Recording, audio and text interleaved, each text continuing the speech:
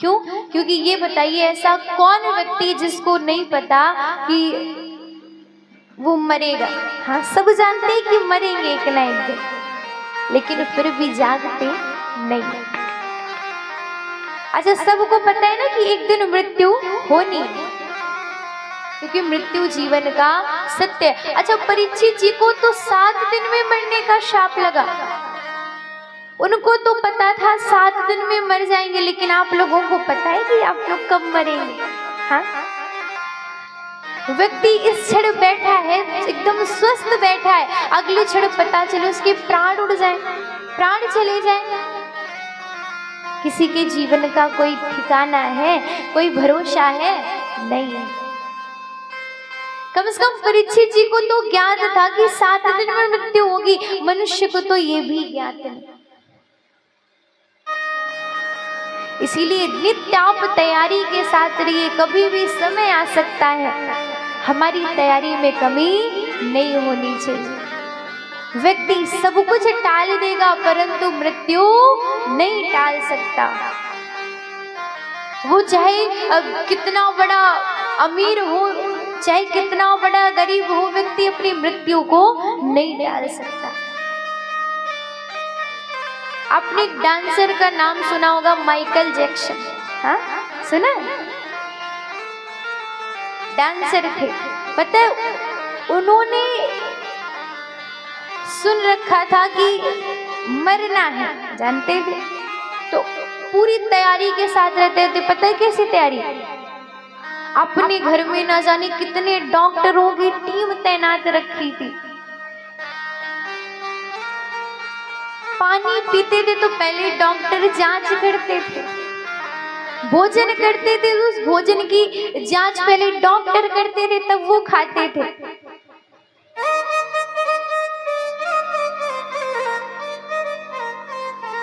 यहाँ तक कि ऐसा रूम बनवाया था कि कोई दिक्कत ना हो, उनको आराम से रह सके वो।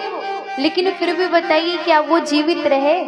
हाँ, नहीं रहे, उनको भी संसार से जाना पड़ा। कोई कितना बड़ा अमीर व्यक्ति हो, कोई कितना गरीब हो, सब एक ना एक दिन संसार से जरूर जाते हैं।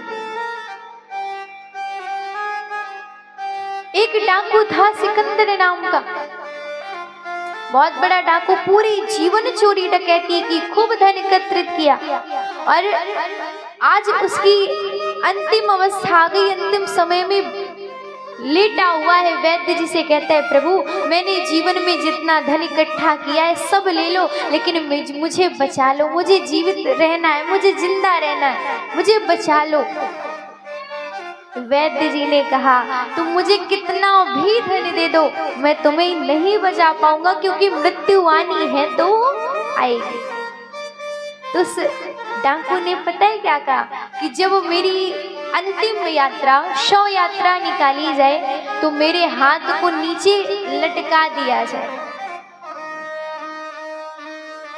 और जब उसके प्राण चले गए, उसकी शव यात्रा शमशान की ओर जाने लगी, तो उसके दोनों हाथ नीचे फैले हुए थे। जब उसका शव जल गया तो लोगों ने वैद्य जी से पूछा, वैद्य जी ये बताइए, ये डाकू ने अपने दोनों हाथ लटकाने के लिए क्यों बोला था, क्या कारण था? वैद्य जी ने कहा कि सिकंदर ने दोनों हाथ नीचे लटकाने के लिए इसलिए बोला था, उसने कहा कि मैं लोगों को संदेश देना चाहता हूं कि ये संसार वालों देख लो, संसार वालों देख लो, जिस धन के लिए मैं पूरे जीवन चोरी डकैती कर करके जिस धन को मैं एकत्रित करता रहा, इकट्ठा करता रहा, आज तुम सब देख लो, मेरे दोनों हाथ खाली है, मेरे साथ कुछ भी नहीं जा रहा है।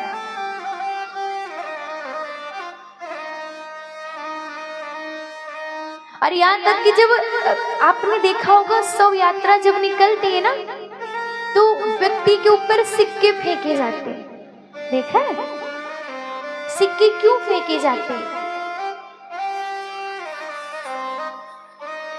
सिक्के फेंकने से तात्पर्य यही है कि ए मनुष्य, देख लो तुम इसी धन के पीछे, इन्हीं चंद पैसों के पीछे पूरे जीवन भर भागते रहे,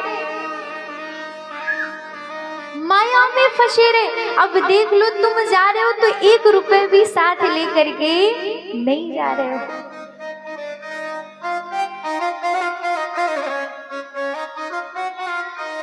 कुछ नहीं लेकर के जा रहे हो। आपको बताए, व्यक्ति अपने कर्मों को साथ में लेकर के आता है, जो पूर्व जन्म के कर्म होते हैं, और अपने कर्म को ही लेकर के जाता है। हाथ बंद करके, मुट्ठी बांध करके व्यक्ति आता है, हाथ पसार करके जाता है। कर्म के प्रभाव से व्यक्ति जन्म पाता और कर्म जो करता है उन्हीं को साथ में लेकर के जाता है। इसीलिए धन आप कमाए ना कमाए, लेकिन आप एक अच्छे व्यक्ति जरूर बने, आप एक परोपकारी व्यक्ति जरूर बने। एक बार धन कम कमाएंगे तो चल जाएगा, लेकिन कर्म बिगाड़ लिए, कर्म कम कमाए तो सब कुछ व्यर्थ हो जाएगा।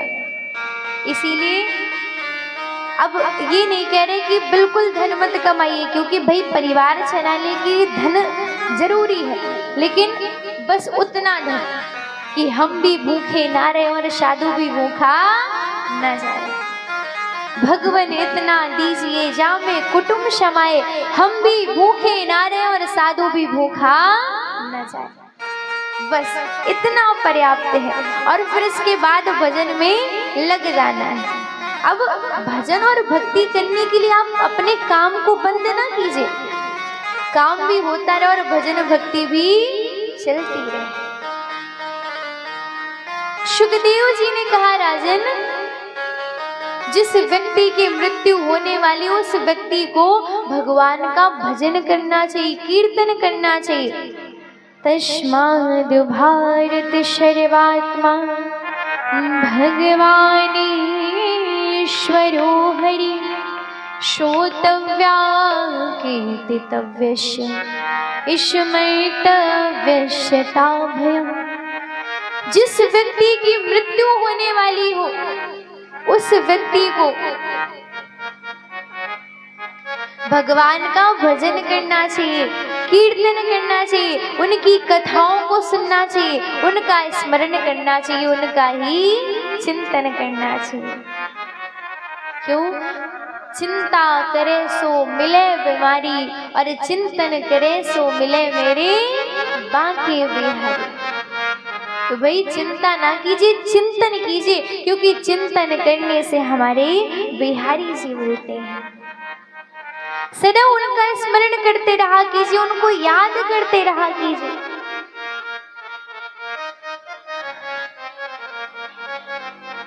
क्योंकि जो व्यक्ति अपने जीवन में भगवान का स्मरण कर लेता है, याद कर लेता है, चिंतन कर लेता है, उस व्यक्ति का उद्धार निश्चित रूप से हो जाता है। और यह सत्य बात है कि जिस व्यक्ति के घर में भगवान की दृष्टि रहती है, उस व्यक्ति के घर में कभी भी दरिद्रता आ ही नहीं सकती, कभी भी उसे रोग परेशानी ही नहीं कर सकते। आपने देखा होगा कई लोगों के घर में व्यक्ति कहेंगे हम पूजा पाठ करते लेकिन हमें दुख बहुत मिलता है। हाँ? हम पूजा पाठ कर तो रहे लेकिन बगल वाला कम करता है तो वो सुखी है, और हम ज्यादा करते हैं तो हम दुखी हैं। हाँ? आपने देखा होगा बहुत लोग ऐसे कहते हुए मिल जाते हैं कि बगल वाला तो कम करता है फिर भी वो सुखी है, और हम ज्यादा करते हैं हम दुखी हैं। तो देखिए आपको बताएं, बगल वाला यदि सुखी है तो उसके कुछ ऐसे कर्म रहे होंगे कि वो उसका फल पा रहा है, और आप भी कुछ ऐसे कर्म कीजिए कि जो आपको फल मिल रहा है, दुख मिल रहा है, दुख टल जाए। देखिए, व्यक्ति दुख तभी पाता है जब वो स्वयं को कर्ता समझता है। जब व्यक्ति भगवान को कर्ता मान लेता, उन्हीं के आश्रय, भगवान हम तो बस आपके आश्रय, आपके भरोसे, आप ही कृपा करो, हमें नहीं पता हम कैसे, बस नाथ आप ही दया करो, आप ही कृपा करो, हमें कुछ नहीं चाहिए, हम तो बस आपके भरोसे।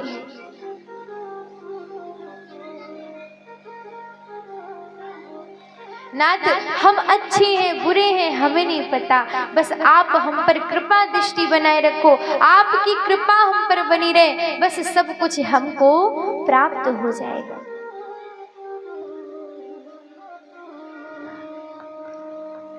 नाथ एक बार हम आपका स्मरण करना भूल जाए, लेकिन आपकी कृपा ऐसी हो कि जिस क्षण हम स्मरण करना भूले तुरंत आप याद दिलवा दो। नाथ हम तो अधम हैं, हम तो बुरे हैं, हम तो दुराचारी हैं, हम तो पापी हैं, लेकिन हे प्रभु आप हम पर ऐसी कृपा करो, ऐसी दया करो कि बस निरंतर इस मन में आपकी छवि बसी रहे, निरंतर ये मन आपका ही स्मरण करता रहे, चिंतन करता रहे, आपका ही ध्यान करता रहे। हे प्रभु मैं आपको कभी ना भूलूं, बस निरंतर आपको ही याद करता रहे।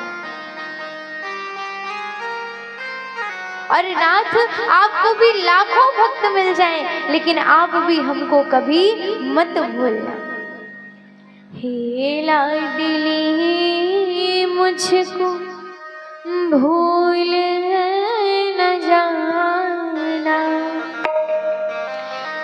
करके कृपा की दृष्टि बरसाना बुलाना। हे लाडली